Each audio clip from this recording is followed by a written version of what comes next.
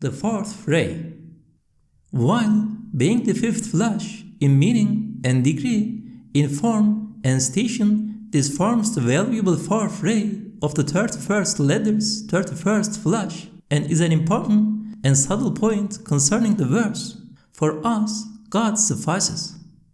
Note: unlike other works, the Risale-i Nur starts off in veiled manner and gradually unfolds. The first degree of this treatise is extremely subtle and profound in addition to being a most valuable truth.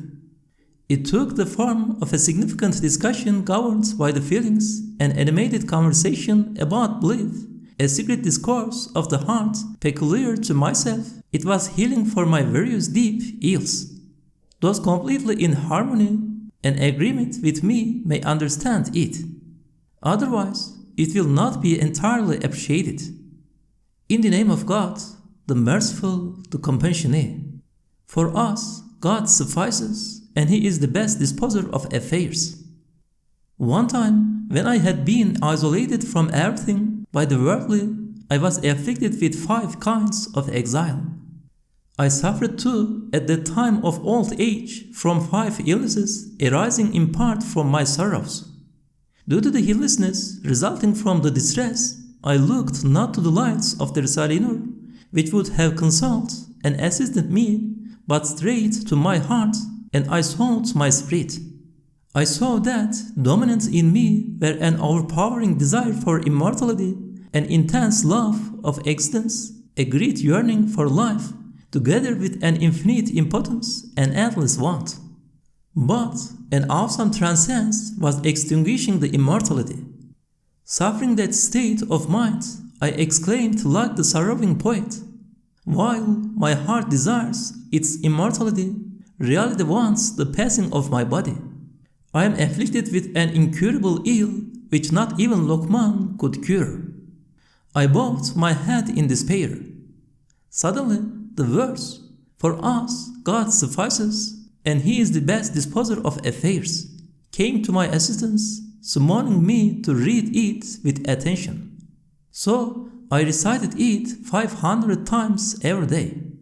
Writing briefly a part of the valuable lights which were unfolded to me in the form of the vision of certainty, and on the 9 lights and degrees, I refer readers to the Risale-i Nur for the details, known with absolute certainty rather than the former vision of certainty. The first degree of the luminous verse, "For us, God suffices." Because of a shadow in my essential being of a manifestation of one of the names of the One of glory and perfection, who, possessing absolute perfection, is of Himself, and for no other reason worthy of love, I had an innate desire for immortality, directed not to my own immortality, but to the existence, perfection, and immortality of that absolutely perfect One. However, due to heedlessness, that innate love had lost its way, become attached to the shadow, and enamored of the mirror of immortality. Then the verse, "For us, God suffices, and He is the best disposer of affairs," raised the veil. I saw and felt and experienced at the degree of absolute certainty that the pleasure and happiness of my immortality lay exactly and in more perfect form in the immortality of the enduring One of perfection, in affirming my sustainer and God, in believing in Him and submitting to Him. For an undying truth was realized through His immortality. The insight of belief established that my essential being is the shadow of a divine name which is both enduring and eternal. Also, through the insight of belief, one knows the existence of the absolutely perfect One, the One who is absolutely beloved, and the innate, intense love for His essence is satisfied. And by perceiving through the insight of belief the eternally enduring One's eternal existence, the perfections of the universe and of mankind are known and exist, and one's natural infatuation with perfection is saved from endless pains and becomes the means to pleasure and enjoyment. Also, through the insight of belief, a connection is formed with the eternally enduring One, and through belief in that connection a relation comes into being with all his dominions. And due to that connection and relation with the eye of belief, one looks on infinite dominions as though they were in a way one's own possessions and benefits from them. Also, through the insight of belief and that connection and relation, a bond is formed with all beings, a sort of union is attained with them. In this way, apart from one's personal existence in second place, through the insight of belief and that connection, relation, bond, and union, a boundless existence comes into being which is as though one's own, and one's innate passionate love of existence is quickened. Also, through that insight of belief and the connection, relation, and bond, a brotherhood is formed with all the people of perfection. Thus, by knowing that due to the eternal existence of the eternally enduring One, those innumerable people of perfection have not gone to nothingness and are not lost, the immortality and continued existence of those innumerable friends, perfections, whom such a person with the insight of belief loves, admires, and appreciates, and to whom he is attached, yields an elevated pleasure for him. Also, through that insight of belief, connection, relation, bond, and brotherhood, I felt and experienced in myself an infinite happiness at the happiness of all my friends, for whose happiness I would willingly sacrifice my life and immortality. For one kind friend is happy and pleased at the happiness of his sincere friend. I, therefore, felt and pursued through the insight of belief that due to the eternal existence of the enduring One of perfection, foremost the noble messenger, upon whom be blessings and peace, and his family and companions, and all my masters, and those I love, the prophets, saints, and purified scholars, and all my other innumerable friends, had been saved from eternal extinction and would experience eternal happiness. I understood through the mystery of relations, bonds, brotherhood, and friendship that their happiness was reflected in me and made me happy. Also, through the insight of belief, I was saved from endless sorrows arising from love of my fellow man and love for relatives, and felt a boundless spiritual pleasure.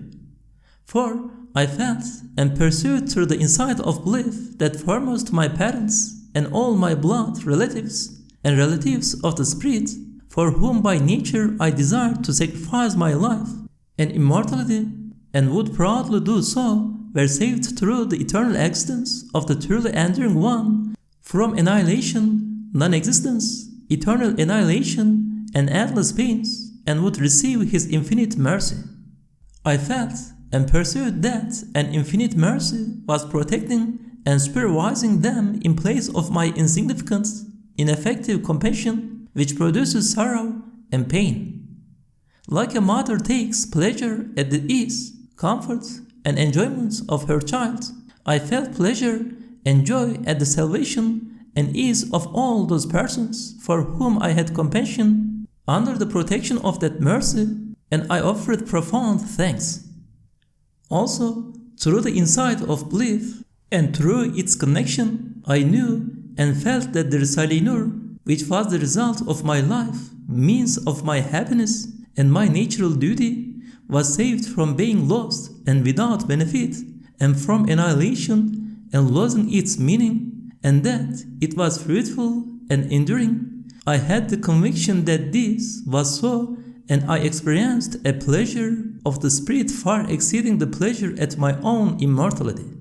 For I believed that through the enduring One of perfection's eternal existence, the Risale-i Nur was not only inscribed in the hearts and memories of people, but was studied by innumerable sentient creatures and spirit beings, and in addition, receiving God's pleasure, was inscribed on the preserved tablet and guarded records, and adorned with fruits of reward. I knew that in particular its being connected with the Qur'an and its acceptance by the prophets, upon whom be blessings and peace, and God willing, being the object of divine pleasure, one moment of its existence, and being under the dominical view, was far more valuable than the appreciation of all the people of this world.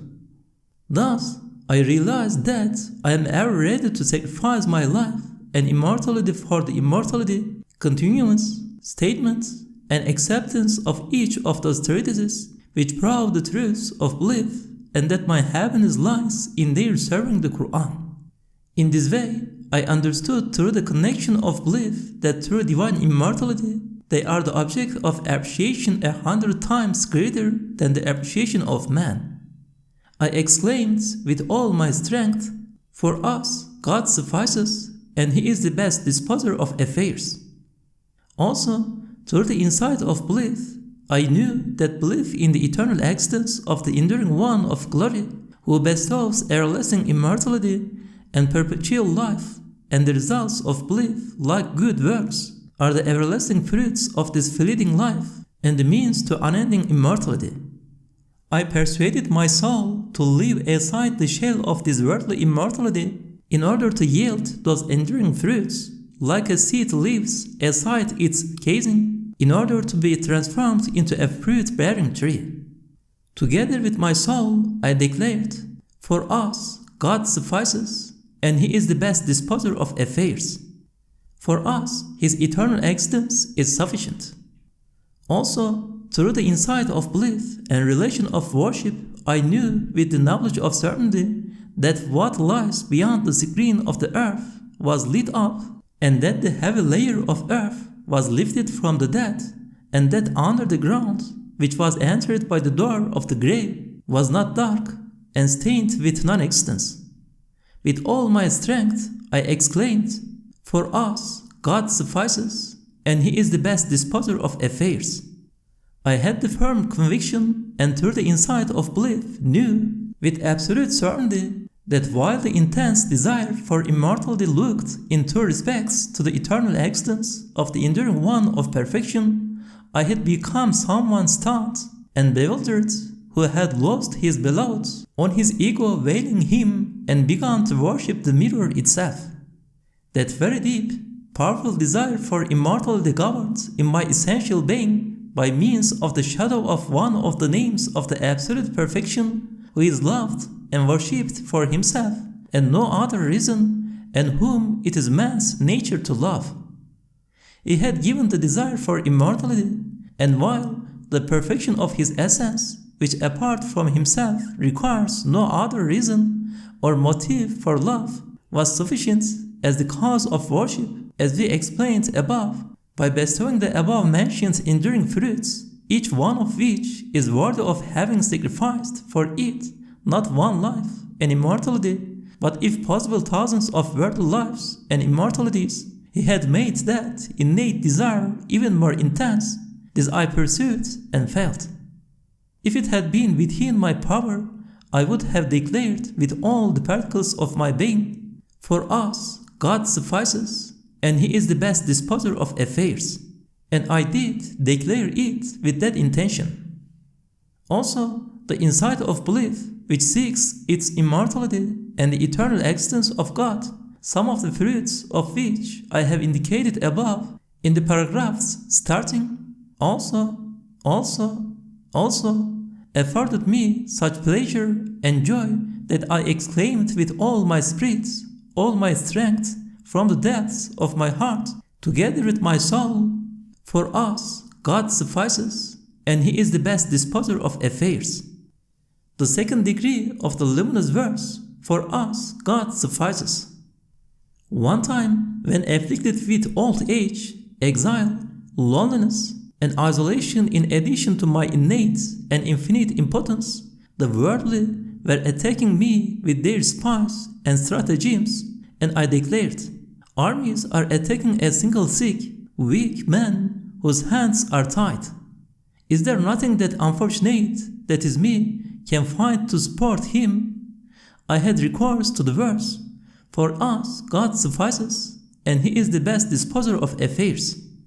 I told me, through the relation resulting from belief, you may rely on a monarch so absolutely powerful that together with every spring equipping in perfect order all the armies of the plants and animals on the face of the earth, which comprise 400,000 nations, he renews the uniforms of the two regular armies of the trees and flying creatures, clothing them in fresh apparel and changing the skirts and top garments of the hands and birds.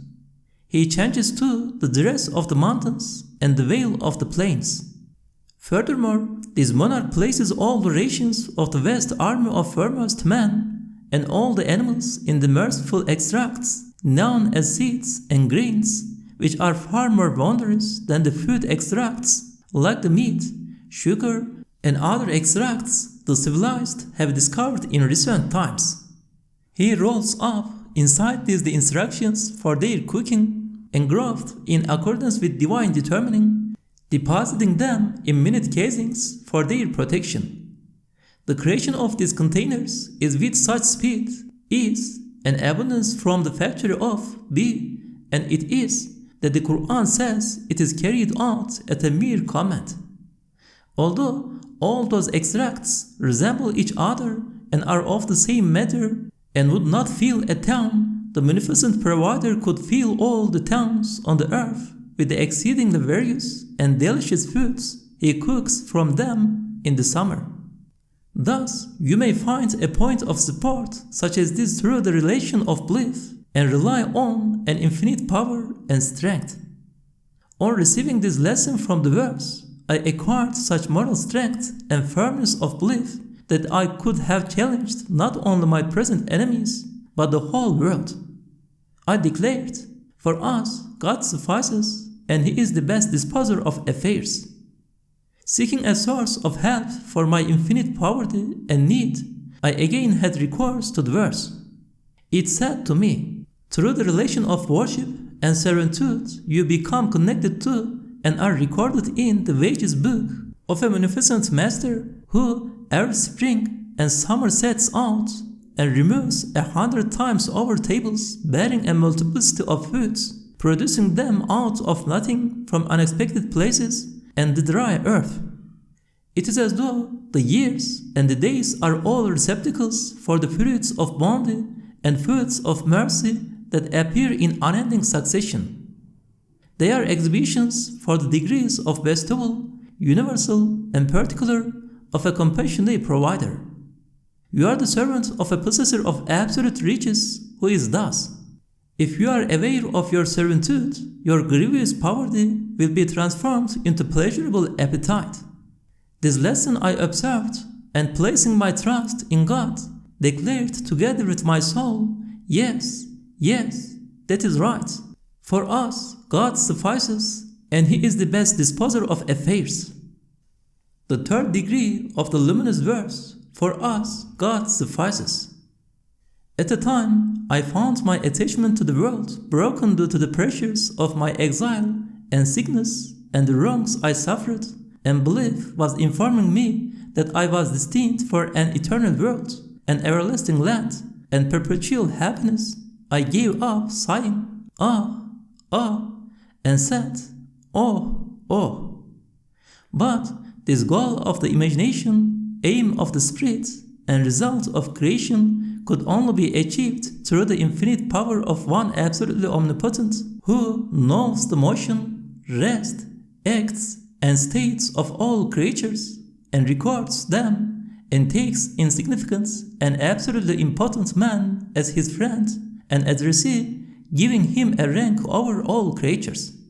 Thinking of this, and his attaching infinite importance to man, and bestowing infinite grace on him, that is, pondering over the activity of such a power and man's importance despite his apparent insignificance, I wanted an explanation that would increase my belief and satisfy my mind. I again had recourse to the verse. It commanded me, note carefully the us of for us God suffices, and see who is saying this together with you verbally and through the tone of disposition. So I looked, and I at once saw that innumerable birds and miniature birds and flying creatures and countless animals and small living creatures and uncountable plants and growing things and infinite numbers of trees and bushes, like me, were reciting through the tongue of disposition the meaning of, For us, God suffices, and He is the best disposer of affairs, and we're calling it to mind. For the one who has disposal over them and guarantees all the necessities of their lives is such that He creates before our eyes, and particularly in the spring in great abundance, and with great ease, and speed, and extensiveness, without error, defect, or confusion, from eggs, droplets of fluid, seeds, and grains which resemble each other, and whose matter is the same, the adorned, balanced, and regular 100,000 species of birds, the 100,000 sorts of animals, the 100,000 varieties of plants, and the 100,000 kinds of trees, which, all with their distinguishing characteristics, are different to each other.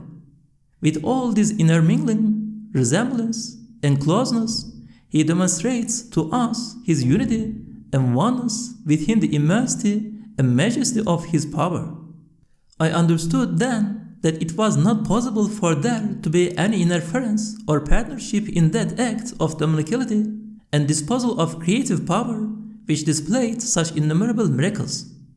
I noted next the I in the for us God suffices. That is, I considered myself, and I saw that among the animals He had created me miraculously from my origin. A drop of fluid had opened my ear, attached my eye, and had placed in my head a brain, and in my breast a heart, and in my mouth a tongue containing hundreds of scales and measures with which I might weigh up and know all the gifts of that most merciful one stored up in the treasuries of mercy. He had inscribed on these thousands of instruments for unlocking and understanding the treasuries of the infinite manifestations of His most beautiful names, and given instructions to the number of smells, tastes, and colors for the assistance of those instruments. He had moreover included with perfect order in this body the numerous sensitive feelings and senses and subtle, non-physical faculties and inner senses. He had created with perfect art all the systems and members and faculties necessary for human life, so that He might allow me to experience and understand all the varieties of His bounties, and make known to me the countless different manifestations of His names. Like the bodies of all believers, He had made this poor body of mine, which appears so insignificant, a fine calendar and diary of the universe, an illuminated summary of the macrocosm, a miniature sample of the world, a clear miracle of His handicraft, a desirous seeker after every sort of His bounty, and the means of enjoying them, and a list, an index, like a model garden of the gifts and flowers of mercy, and the understanding recipient of His divine pronouncements. He also had given me life to expand and increase in my existence, which is the greatest bounty. For through life, the bounty of my existence may expand to the extent of the manifest world. He had also bestowed humanity on me, through which the bounty of existence may unfold in the physical and spiritual realms, opening up the way to benefiting through the senses particular to man from those broad spreads of bounties. He had also bestowed Islam on me, through which the bounty of existence may expand to the extent of the manifest world and world of the unseen. He had also given me certain affirmative belief, by virtue of which the bounty of existence may encompass this world and the hereafter. He had also given me the knowledge and love of God within belief. Through this, He bestowed a rank through the bounty of existence at which one may stretch out the hands to reap benefits through praise and laudation at all the levels from the sphere of contingency to the necessary world and realm of the divine names. He had also given me in particular knowledge of the Qur'an and the wisdom of belief, through which bounty He had bestowed on me a superiority over many creatures. He had also given me comprehensive abilities like the above mentioned, whereby I might be a complete mirror to His oneness and eternal besoughtedness, and respond with universal worship to His universal, sacred dominicality. and as unanimously confirmed by all the holy scriptures and books he had revealed to man by means of the prophets, and attested by all the prophets, saints, and prophet ones, he buys from me my existence, life, and self, as stated by verses of the Qur'an, which are gifts and entrust to me, so that they will not be lost and go for nothing. He has repeatedly and categorically promised that he will preserve them in order to return them, and that as the price he will give eternal happiness and paradise. This I understood with the knowledge of certainty and believed with utter conviction.